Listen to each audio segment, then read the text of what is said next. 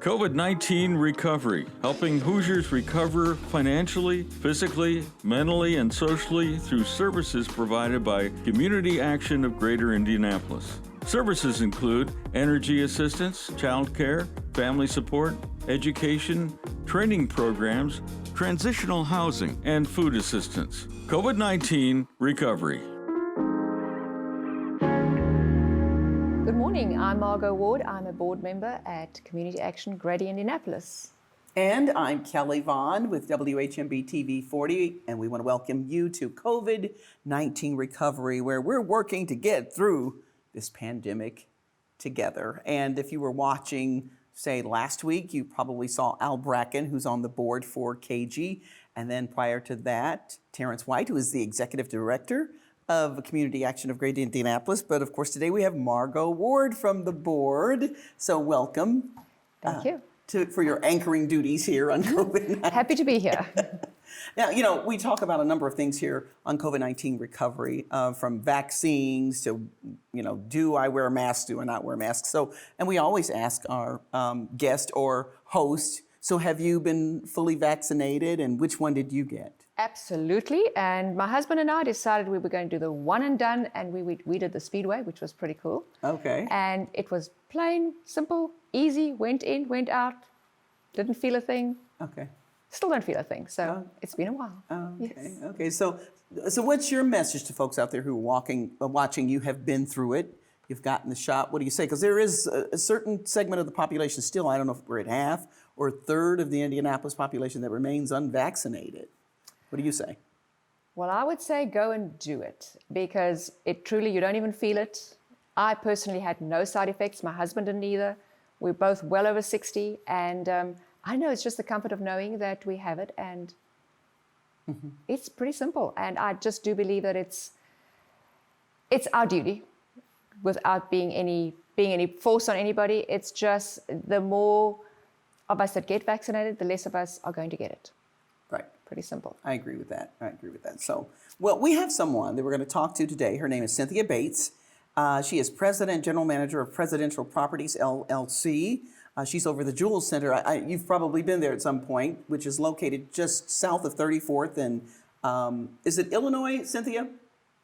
Is that Illinois or Capital? Which one? You're on Illinois. This is Illinois. We're 2 blocks north of the Children's Museum. All right. Okay. See, easy to find. Easy to find. But she has an interesting story about her experience with the vaccine and what she went through with COVID-19. So, ladies and gentlemen, welcome Cynthia Bates. Hi, Cynthia. Hi there. Thank you. Yes, I got my first vaccine on February 22nd, and I had the Pfizer, and I really had some side effects. It was like a sinus infection immediately. Really? And then on March 8th, I was diagnosed positive with COVID and pneumonia. Well, now let's go back to when you actually received the shot. So you said it was immediately, because when you go in to get the shot, Margot, they do the shot and then you have to sit there for 15 minutes before you take off. Right. So Right. Where did you go get your shot, Cynthia? And you say immediately afterwards while you were sitting there? No, that night I started feeling not so well, and I took some Tylenol. I went to Raleigh Hospital. Oh, wow. You went to the hospital? Yes, we did. They have a very nice setup there. You go downstairs, and me and my husband went together, and both of us received our shots, and he didn't have any side effects, but I did. Okay. So what were you thinking when you started having the reaction that you had? What did you think was going on? I didn't know. I just thought that, it would something be, pass. I'm one that I rarely, if ever, take a flu shot. And so I said maybe my body was reacting because I didn't take flu shots, for the last 10 years. Okay. So you say you got COVID-19 after your shot? Yes. Okay. So tell us about that and how that came about. Well, as I said, I became ill, and how long after the reaction? It just progressively got worse. I started having headaches, really bad headaches, and I developed a cough. And so I knew something was really not right. And so we went to, first of all, to med check, and then we went to the hospital. And like I said, we got the diagnosis of that was positive and plus pneumonia. Plus And pneumonia. right. So they gave me some liquid and told me to go home and quarantine. So I quarantined for 14 days. Wow. And my husband, we lived in the same house, and we slept in the same bed, but he didn't get it. And we wore a mask around the house. So we're thankful that he didn't get it, because he has a lot of, he has heart conditions. And we didn't really, Okay. know how it would, affect him. So when you were all locked up, what's it, 2 weeks? How did that affect you? Did you feel Well, it was closer to each other? Well, we've been married 46 years, so I don't Oh, think wow. we're getting closer. But no, he, I have lots of good friends and family, so they brought us food, and they made porch drops, and they would bring soup and different liquid drinks that were filled with vitamins and jellos, and they put them on the porch so they didn't come into the house. Okay. And that's how we survived. Because as I said, I was too weak. I didn't go to the grocery or anything, and he didn't have to go. Well, that shows you the power of the community, right? Right. Right, It's really cool yes. how everybody stepped up to the plate, so to speak, no pun intended. Right. So let me ask you this, Cynthia. So do you think, you got COVID-19 after you got the vaccination. So what's your theory on that? What do you think happened? And why do you think you had a reaction? I'm not sure, but from people that I spoke with, they said that they felt that it didn't get very serious because I may have had the vaccine. So I didn't have to go in the hospital and get put on a ventilator and all that. Like I said, it was primarily just weakness and headaches, a very severe cough. At night, I'd take all kinds of cough medicine and drops, and it's an uncontrollable cough. Okay. And so you don't get a lot of sleep. Okay. So So you're theorizing that even though you had the shot before you got COVID, it protected you to a degree. It could have been worse. right, Yeah. Okay. Yeah. It's interesting. And then I whatever's think, in it. right. And then I think also too that experts are saying, and I think you mentioned this off the air, Cynthia, that when we're vaccinated, Margot, it doesn't necessarily work that day. It takes a while for it to take effect. Yes, I'm told Right. it takes 2 weeks. 2 weeks. Mhm. 2 weeks after that. So you're not protected the minute the shot is in the arm. Okay. So there is a time to everything, and you can Right. still get it. But I'm glad to hear that you were still protected. Right. That's a Yes. blessing. So it's something to think about if you receive the vaccine. And also there's the possibility you could have it right when and not know you have it, and then you took the vaccine, and then you think, Right. oh, did I get it after the fact? So there are a lot of variables there of what could have happened. But in the end, the shot still protects you.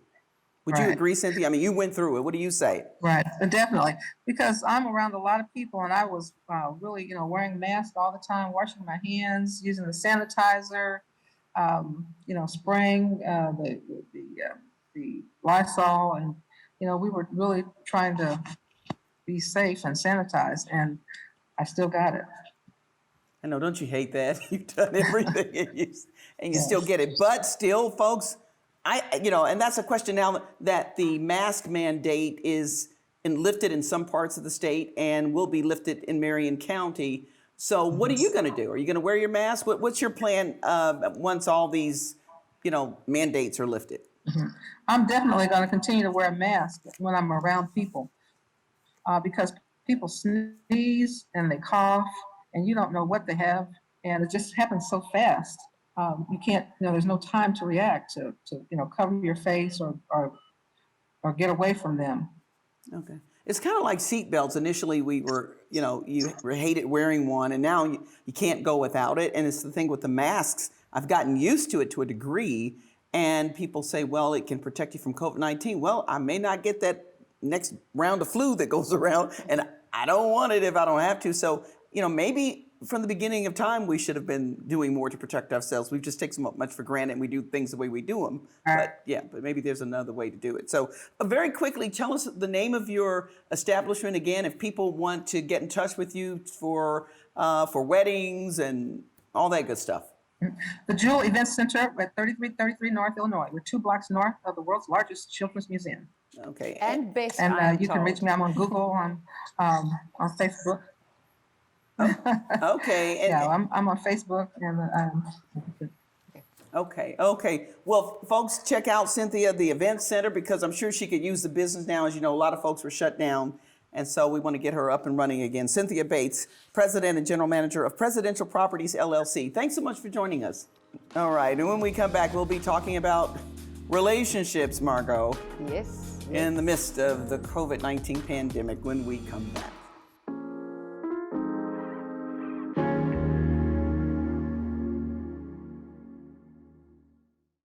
During the COVID-19 emergency, community action agencies are open and here to ensure the well-being of families across the country.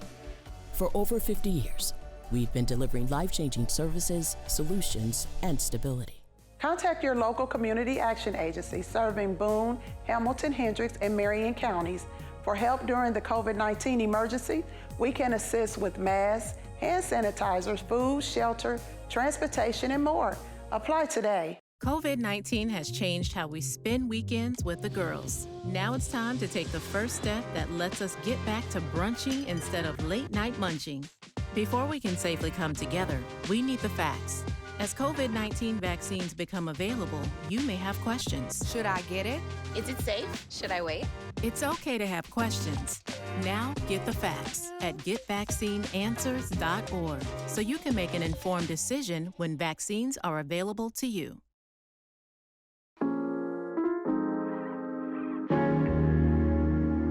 And we're back here on COVID-19 recovery. And as I promised, we're going to talk about the impact of COVID-19 on relationships. I know a lot of people out there going, oh my gosh, relationships, what does that really mean? Well, we have joining us Stanley Hubbard. He is a counselor and the pastor at Kingsley Terrace Church of Christ here in Indianapolis. Welcome, Pastor Hubbard. It's good to be with you today.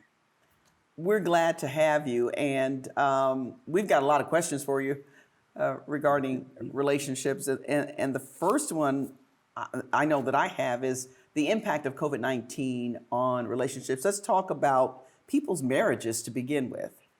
Yeah. Well, someone has said that absence makes the heart grow fonder, but too much absence makes one wonder.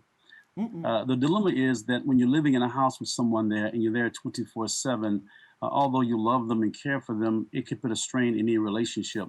When you can't get away and find your own sense of individuality becomes a strain.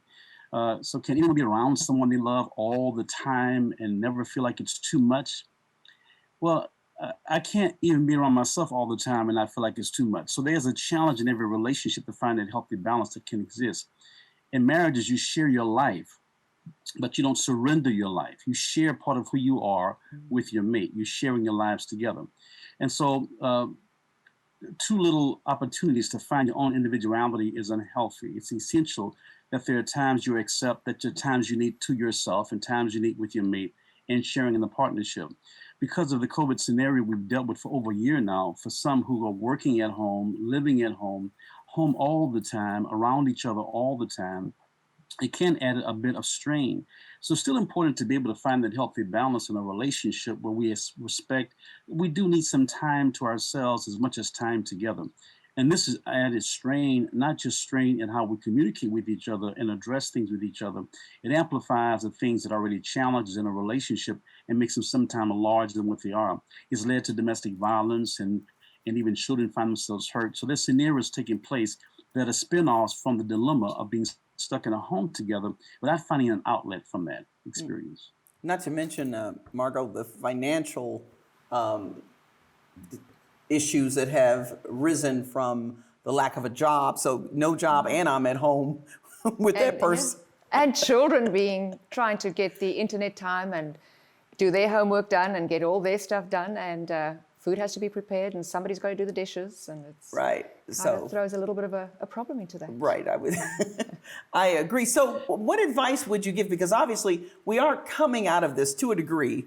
We're at least halfway through this pandemic. But what advice do you give couples out there who have gone through this or who are still in the middle of it? Well, again, it's important to understand the sense of sharing your life with your partner, not surrendering your life. We're not being fully assimilated into our partner's lives. We blend our lives together. And part of that comes from the responsibility of understanding the significance of having your own individuality. And then it's important, therefore, to see that we share those things we bring to the table for each other, and not get to a place where focus so hard on just being together all the time. So I encourage couples to respect the significance of having some quality time to themselves, continue with blended relationships and friendships beyond that relationship that they engaged in alone. Also, on the sense of finding your own sense of way to move forward, we can talk about those ideas that come from the things we do in coming out of a pandemic situation or COVID relief situation. How do we find relief? It's important to be able to ask for help when you feel stressed and feeling pressure, to feel comfortable looking for outlets to communicate with others and express how you're actually feeling, focusing on the good and practicing kindness, communicating ideas to others so we can expand our relationship groups. If we're not careful with the social media, with the algorithms feeding you messages and ideas, we'll find ourselves spinning into a cycle of negative ideas and responses, and whatever you take in will impact how you communicate with your partner. It's hard to be positive all the time when all you're hearing around you are negative influences of the negative information on the news, or the social media frustrations, or the death tolls, or the components that's taking place even now. And so it's key to be able to see how we can add some pieces to that. So I even amplify the idea of practicing some kind of a mantra that you can use even to repeat to yourself.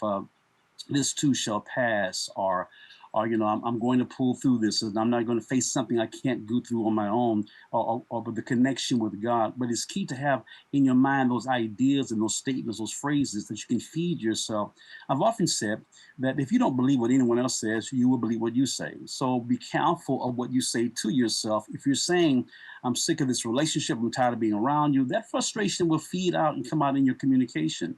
But be aware of the statements we make to ourselves, because those statements impact how we respond to others and how we connect with them. And the things we say that make our relationships stronger make our relationships weaker. Okay. If I could ask you, and outside of these relationships, we have those people that are single, that are alone, that are all by themselves, and they cannot get out. So they rely on relationships outside of the house. And personal relationships, personal connections. We have heard, and statistics show that mental health it's just exploding. Issues there, as well as suicides, children addictions. It's just all these things that are already going on has now been amplified because of no connection. How do we deal with some of that? I appreciate that question. It's such an essential one. We're dealing with people who, even those who drink lightly, are maybe drinking more, smoking lightly or smoking more. So these components add to the stress and frustration inside our home. So some things we can do. We can explore apps that exist. We can connect on our phones or our tablets, apps that discover apps that help us with mindfulness, and helps with meditation, with managing anxiety and practicing yoga. We can try discovering apps that allow us to expand our perspectives on how to respond to stress in our lives. We can also encourage writing in a journal. Journaling is actually very therapeutic. It has been proven to be effective with health and happiness and stress management. It can help work through bad thoughts and sad thoughts and feelings. And so writing helps to get fears out of ourselves and out in public among others, allows us to see what we're really thinking and feeling at the same time. It allows for paradigm shift and practice some form of therapeutic writing.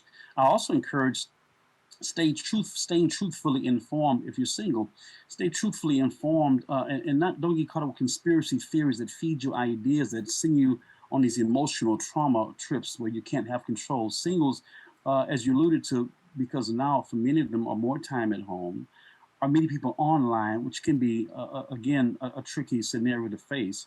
So focusing on what you can do, accepting your own limitations. Don't feel you have to save the world or fix everything. But it's key at this point, I think, for a person to learn the value of connecting with themselves and discovering healthy relationships with others around them. Finding ways to stay socially connected, but not by just receiving information, but calling a friend. Old school idea to use a phone for making a phone call. To call a friend, to text someone something positive, to communicate with a video chat to someone, assessing social support networks so we can not just to receive information, but looking for an opportunity to give more positive input into the life of others. Setting a daily routine of a creative exercise. The body must be okay to handle the concerns of the mind, reading news and reading books, reading things that are healthy for our reading, games, puzzles, new recipes, hobbies, discovering new things in our lives that we've not done before. Briefly, the great thing about the movie Groundhog Day was the idea of being caught in a cycle of every day being the same, but discovering in the same place, in the same time, and the same opportunities are always there. There are so many things I've not explored or experienced, and I've been so settled to a pattern of life that at these moments when my life is more sedimentary than before, I can discover new ideas, new experiences, new things to learn, playing a guitar, playing a piano, even on my tablet and my phone. There are all kinds of opportunities out there. So looking for ways to expand my life and not feel like I'm stuck into a corner.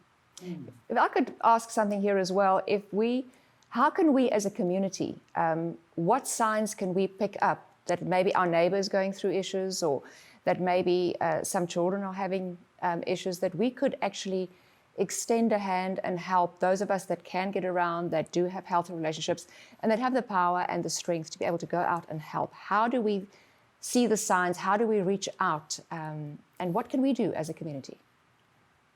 I appreciate that question as well. I think it taps into a key component of being observant of the lives of other people. So often, if we're not cautious, we're over focused on our own lives and our own experiences. I can communicate with someone and notice communication has changed. They don't speak the same way. They're not looking the same. They're not dressing the same. Their yard's not looking the same. My neighbors seem like something is different, but I'm so focused on my own experience in my own life, I'm not aware of the changes around me. So I think if we look at families and notice those around us, those we talk to communicate with already, to see what changes are happening with them. What am I seeing differently? As a pastor in a congregation of every time I see members, I see them on a consistent basis. So I can tell when you're not looking the same. I can tell when your posture is different. I can tell when your facial expression has changed. I can tell when your mood seems a little down. And so I think being aware of people's condition or the children around us condition, we can ask fundamental questions to see, oh, is there something different going on with you? I am here for you. How can I help you? And creating that relational community that connects with others. Being aware, if you're watching, communicating with someone's post, for instance, noticing if the post has changed, have they become more pessimistic, or they become more angry, more frustrated? Are you seeing some change, dynamics happening that make you conclude maybe we should find out, is there more taking place here than meets the eyes? So people will not always come out and say, I'm really feeling depressed, I'm feeling anxious, I'm feeling down, but they need to know that someone is noticing them and saying, are you okay? Are things fine? I've noticed lately you've changed in your mood. And we do this we need to do this with our families as well. Our friends, our families, our relatives, we connect with them, we see them. When we see any kind of a mood change or attitude change or process change or thought change, it's key to say, I'm here, let's discuss that and make sure everything's okay. So being a good neighbor, checking on those around you, pretty much is what you're saying. Yes. Yeah. So. Yeah, in the Bible, there's a word for your household. The word is the Greek word is oikos, but your household or your oikos are really the 5 relationships you come across in your lifetime. And that's your friends, your relatives, your acquaintances, your neighbors, and your enemies. These 5 groups are the ones who your life rubs against on a consistent basis. So being able to see these people and understand them and realize I blend with them at times to seek to understand how we bond those pieces together. Okay. I guess one of the negative effects of people being cooped up in the same space for an extended period of time, domestic violence. Now, have you seen, I've read stories where there is an increase in domestic violence. What have you seen and experienced during the pandemic in your ministry, and why does that happen? Well, there's a combination of things. Bear in mind, when people there's a level of stress we probably already live with as it is. When the stress is amplified, people sometimes don't have healthy coping skills and don't know how to alleviate that stress. So they will be already stressed and frustrated, and the least thing happens beyond that, it sort of kicks them over the top. And I think that's what adds to the pressure and the difficulty that happens. So in a home environment where I'm functioning already with a level of stress, and then consider this, we all deeply love our children. I'm blessed to have grandchildren, love my grandchildren, especially have several granddaughters that are very young. And I love those girls. But if I'm stuck in a house with a 5-year-old and a 7-year-old every day for 7 days a week, I'm going to be a bit stressed. So that suggests the idea sometimes when the children are home all the time, our family's home all the time, that adds a different component of life. They're asking questions, they're being children, but that if you're not careful, not aware of what's happening, you can feel that frustration. In addition to that, financial strains is taking place. For some families right now, economics have changed so drastically, they don't know how they're going to handle that stress. And every time you add another layer on stress of stress on someone's life, it triggers them to a point they may have a hard time reacting in a healthy fashion. We're in a world right now that doesn't seem to handle stress very well. We have road rage because people can't handle someone who accidentally cross over the lane in front of them because they're unable to seem to respond to difficulties in life. Natural things that happen in the life they live in, they seem to have the inability to respond to natural stresses. So when those stresses are compounded by several dynamics already, they're already on the edge of frustration. Employment may be threatened. Finances are in strain. I'm home all the time. I can't go anywhere or get anywhere. We've had inside this wonderful city a family which was killed because a teenager left home, was out, came in late at night when he should have been home. It added stress to a family environment that made it worse. So all we're saying is that these pieces make it more difficult. And so you're already on the edge. The least thing can drive someone over if they don't have good coping skills to respond to that. Right, and especially in the midst of a pandemic. Well, Pastor Hubbard, we're out of time, and man, we could go another 30 minutes on this one. We could. So will you come back? Will you come back? Sure, I'd love to. I would love to. Okay. Well, we appreciate your insight and for joining us here on COVID-19 recovery. Thank you so much. Bless you. Thank you. Thank you. All right. And thank you for joining us. I'm Kelly Vaughn. And I'm Margot Ward. And we appreciate you stopping in, and tune in next week for COVID-19 recovery here on WHMB TV 40. We'll see you next time. Bye-bye.